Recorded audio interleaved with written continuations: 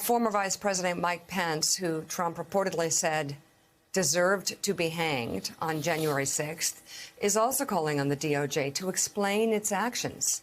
In a tweet, Pence wrote that he shares the deep concerns of millions of Americans about the search and that it undermines public confidence in the justice. First of all, that's nonsense. That's absolute nonsense. Let me, again, just wanting to be clear here. There's not a deep concern except among conspiracy theorists and people who want to kiss Donald Trump's butt. Yeah. So there's a deep concern for Mike Pence because he thinks, Sam Stein, this may help him. He thinks this may have, and I see we have Lindsey. I'm not going to read Lindsey Graham. Why would I read? Well, Lindsey's... we're not going to talk about what Lindsey Graham says. Speaking of kissing Donald Trump's butt, we're not going to do it. Okay. Comical. I'll just say though, Sam.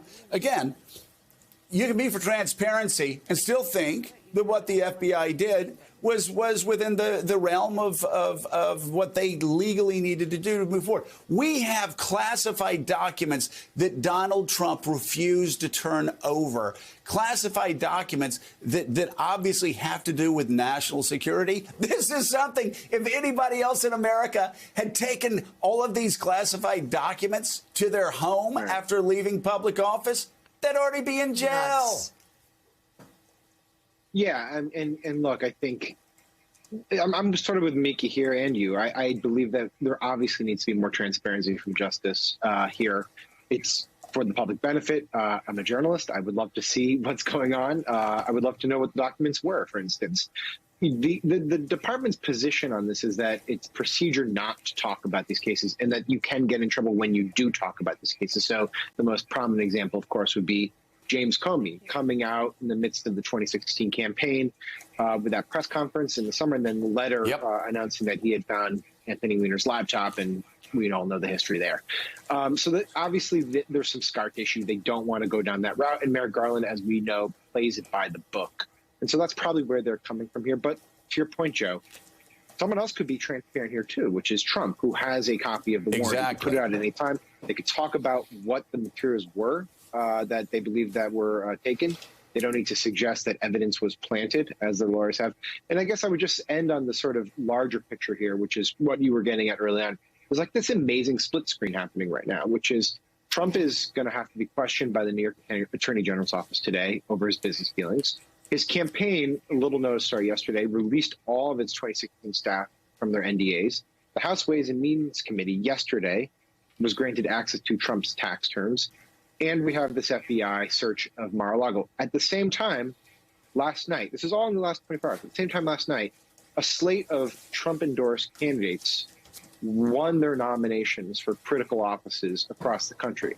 So we have a ex-president under siege, having multiple fronts where he's taking body blows, and yet his grip on the Republican Party remains incredibly strong. I just don't know how tenuous that is for the Republican Party. Yeah, I mean, his grip remains strong. Look at this guy. Wouldn't this be the time to walk away? I mean, I say, look at this guy, and they take Donald Trump off the screen. TJ, please, what have I ever done to you?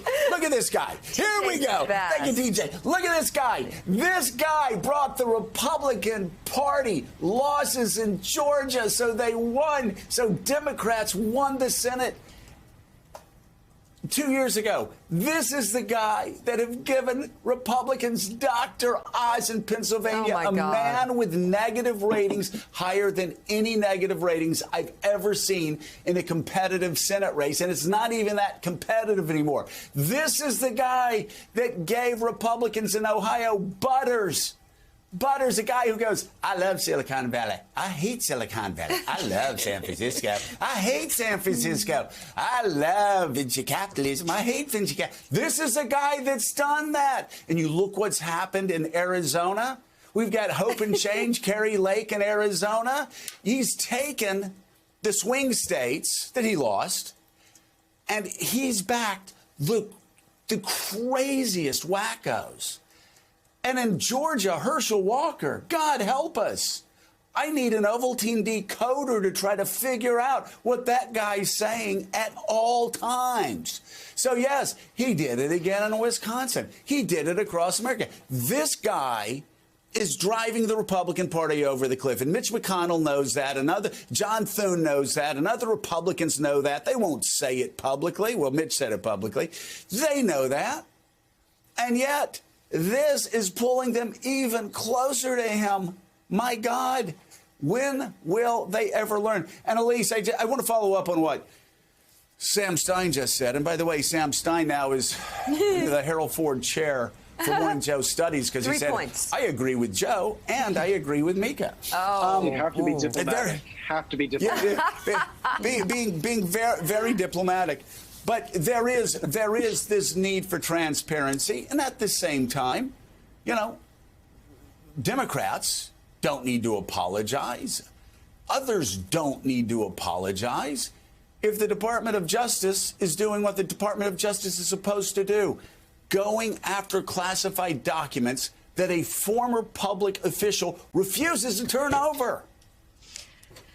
Which is just insane that boxes of documents were hauled out of the White House. I remember when I worked at the White House as a low-level staffer in speechwriting, and before I left that time and before I came back to work at the NSC, I had to be so detailed and make sure that anything I had written on in a meeting with a top official, that was submitted.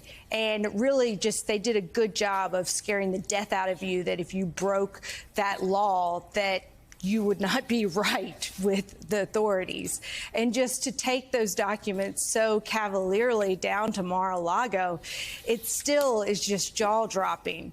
That said, how many years is it going to be before we really know what's in the documents if they're classified? I do think the content of the documents is going to matter in terms of how it's going to shape public opinion. And I'm a longtime proponent of changing the way that the government overclassifies virtually everything, because so much of it is so antiquated and unnecessary, our standards of how we classify. And I just worry that if there isn't a big boom and a big there, that yet again it's going to be another story where Donald Trump does not face the consequences that anyone else who had committed the act that he did would face.